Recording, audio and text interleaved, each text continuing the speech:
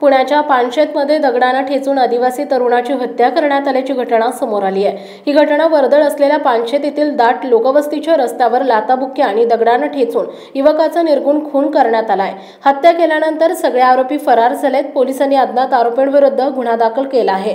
मृतकाचं नाव रोहिदास काटकर असं आहे। या घटनेमुळे पानशेत वरसगाव परिसरात मोठी खळबळ उडाली आहे। ही हत्या का करण्यात आली हे अद्याप स्पष्ट झालं नाही। मात्र या घटनेमुळे पानशेत वरसगाव परिसरात मोठी खळबळ उडाली आहे। ही हत्या रविवारी रोजी रात्री 8 वाजण्याच्या सुमारास पानशेत येथे नंदाबाई कुंभार यांच्या हॉटेल समोर घडली आहे। मृतक रोहिदास काटकर आणि मोसे येथील विजय पांडुरंग जाधव हे दोघेही जण पानशेत येथे नंदाबाई कुंभार यांच्या हॉटेल समोर उभे होते।